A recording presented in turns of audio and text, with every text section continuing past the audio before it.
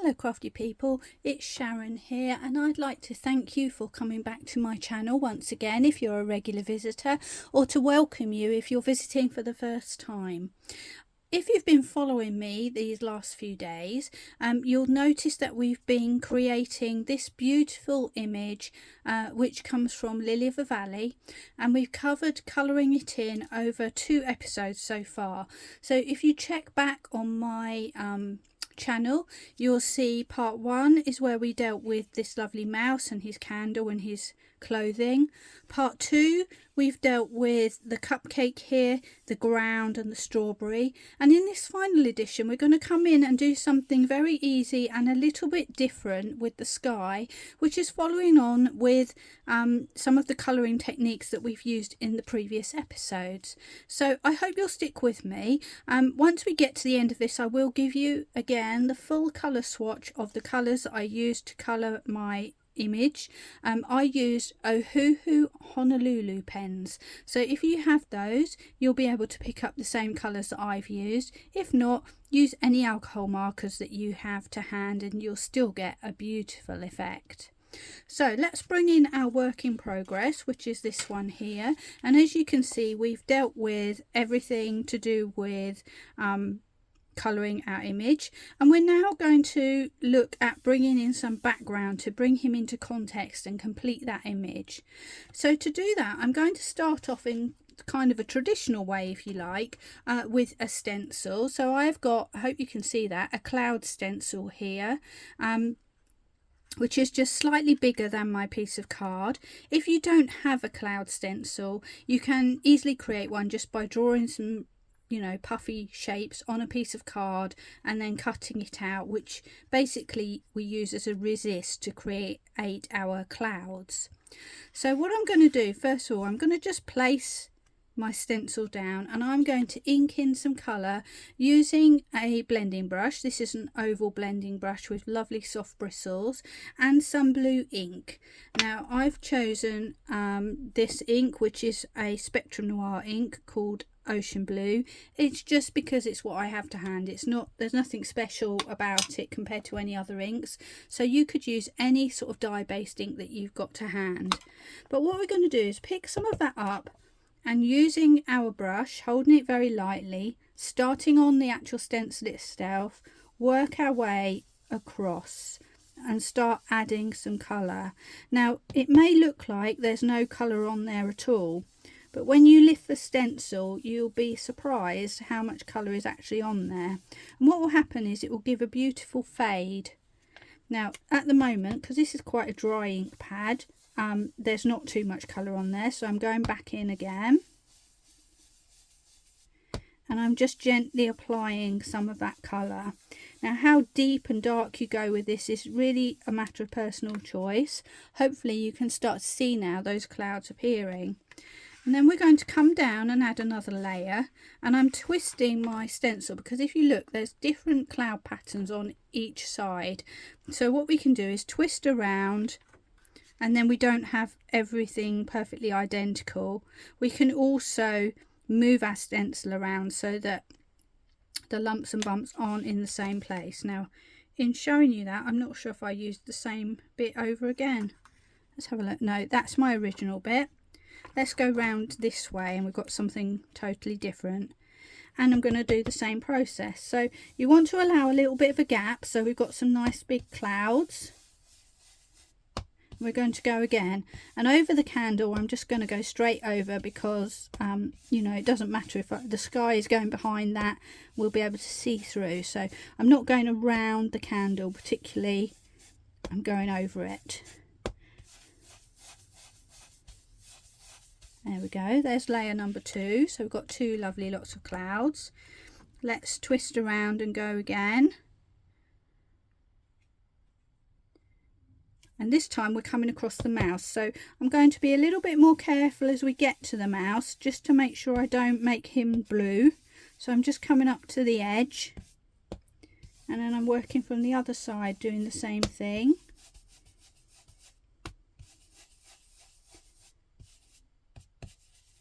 And just going a little bit over the top there because it's very pale. it shouldn't really show on the mouse himself, but you just want to be a little bit wary just to make sure you don't go too blue over the top of him. But I am putting a little bit of shadow around him as well. There we go. Now these clouds are starting to look really nice now. So let's go back to Lumpy Bumpy area, and I'm going to make this my last cloud. I'm not going to come all the way to the bottom.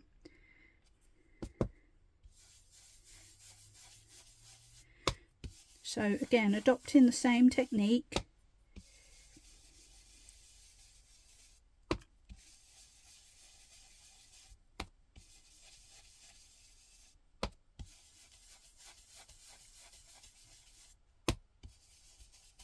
Just being careful around his little feet. We don't want him to get blue feet. There we go. So now we've kind of got clouds in the background. We've got grass in the foreground, and now we're going to just add something extra to make these clouds a little bit more quirky and interesting. And we're going to go back to basically this lovely dotting technique that we've used for the mouse and the cake. So starting off, I'm going to pick a blue from my pens, my Ohuhu pens, and I've picked B120, which is a similar sort of colour, but obviously a little bit bolder because we're dealing with a pen now. And I'm going to just start to go in following the edges of those clouds that I've created.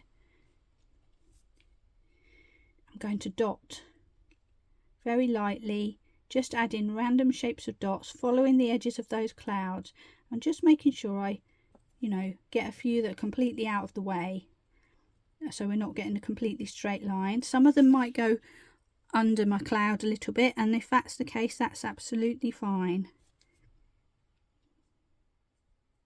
Now if you wanted to go with something much more whimsical and fairy tale, you might go with pinks and purples or something like that over the top here, rather than sticking to blue. You could almost create a rainbow effect if you liked. It would all look really lovely. So I'm just following exactly the same technique, and I'm going to do this all the way across all my clouds. So let's just finish this one, and then I'll pause and complete all of that blue, so you don't have to watch me just doing a load of dots. And I'm not afraid to go in where that candle is.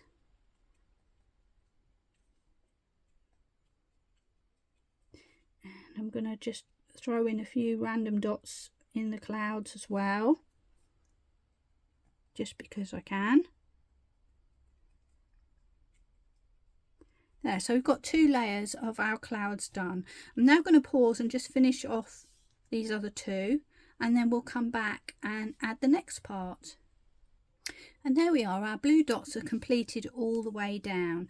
Now looking at this picture as a whole, I feel like the sky goes to the edge but the ground doesn't quite. So I'm coming back with my green pen that I used in my previous video, G170.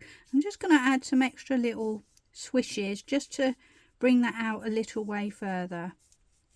And then that just brings the sky and the ground together a little bit more.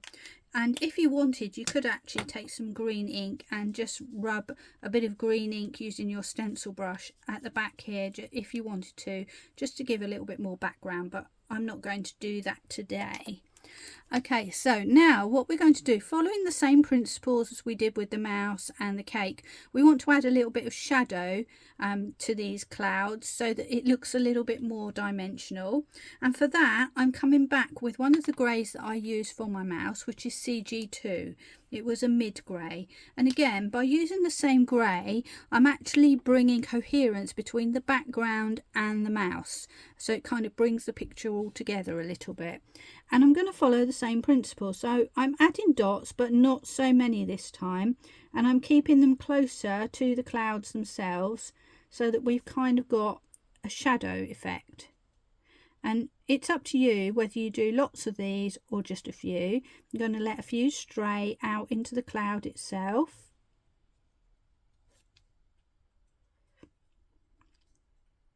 And this bit is quicker to do because we're not doing so many dots.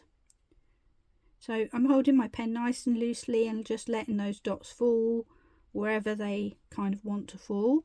When I get down to my character, not so much the mouse because he is using these same colours, but certainly with my cake, I'll try to avoid getting any grey dots into my actual cake. So we're just working very quickly here. Now, if this kind of colouring interests you, I have got some other videos showing how I colour different things with alcohol pen. So please do take a moment to flick back through my catalogue or go to my playlist, which there are specific ones for alcohol pen colouring or character colouring, that kind of thing, where you can find all of these videos that I've done over time with some really easy techniques to follow, because at the end of the day, I'm just someone who likes to colour. I'm not an artist, so you know, I'm just going to do it how I like. Now I do feel like, because I've used a slightly bigger piece of card here, that my base ground is a little bit too white, so I'm going to come in with my blue and just add a little bit, but I was hoping I'd get some off of my brush, but it's sort of run out, so I'm just going to dab it on and just gently add some shade. Now I don't know if you'll be able to even see that. This is a very dry ink pad. It's had a lot of use over the years, so it goes on very lightly. If you do this, a tip is to dab onto your ink pad, dab onto some spare paper just to take the edges off, just to take the ink off. You don't want it to go too deep. And then I think I'll just add some of these little dots down here just for context. So I'm going in with my blue. So this is turning out slightly different to my original. And that's what's really nice about this process. Everyone's going to come out a little bit different, but very much you and your style of colouring. So don't expect that you're going to come out with exactly the same picture as me, even if you follow everything to the letter, because at the end of the day, we're all individual and we're all going to have different ways of colouring, hold our pens differently, maybe use slightly different colours, and that's what makes it so much fun. And if you do something like this, if you'd like to post a picture in the comments on my channel, I would love to see them. Well, those look a bit lined up there, don't they? Let's just break that up a little bit. There we are. So we've now got our sky in place. And the final thing I'm going to talk about is adding what we call a faux mat. So if I bring my original card in, it might be that you don't have any cardstock to mat your item onto, or you don't want to because you don't want to pay too much postage, etc. So this is a really handy little technique which you can do with your alcohol pens to create a perfect mat to go with your image. So what we're going to do is we're going to use the red that I used in my original picture. If you wanted, you might want to pick out something else. You might want to pick the green or the yellow or the brown. I'm going with the red. And you need an alcohol marker for this, and you need one that has a wedge on one end. So when we looked at this, we've been colouring with the brush end, but we're going to create the mat with a wedge end, which looks like that. And we need a scrap of card which is bigger than our original piece. Only need a tiny bit, so this is actually an offcut when I was cutting my scraps down to size. We need a bit of blank paper underneath to protect our work surface, and what we're going to do is use this card as a kind of ruler. You could use a ruler, but the problem with that is that as soon as you move it, some of the ink will stick to it because it's plastic or metal, and it won't dry, and it might smudge. So this way you're not ruining any rulers, you're just using up a piece of scrap paper and you won't get that smudgy effect. Now what we're going to do is, hopefully you can see this, is I'm lining up my bit of paper very close to the edge of my card. I've left maybe about 2 millimeters uncovered here, and holding the paper down firmly with my hand or the card, I'm going to take the wedge of my pen and I'm going to drag it down quite fast. You have to be brave and fast. Move my card away and I have a little line, and I'm going to repeat that process all the way around. Now you might worry that it's going to look uneven, you don't need to worry. You don't need to be measuring. You just sort of do it by eye, and you'll find that you naturally find your natural point of where this looks right for you, and you'll tend to do it. They're pretty much the same all the time, so don't worry about that. Just make sure you go all around the edge and be brave and just drag that pen down in one swipe. You don't want to hesitate halfway down because it will make the ink pool where you stop. So you're just going to go all around like that. If you want to darken that further, you could repeat the process and go round again, but I'm just going to leave it there for now. And there we have our lovely completed picture, which is all ready and the perfect size to mat onto an a 5x7 card.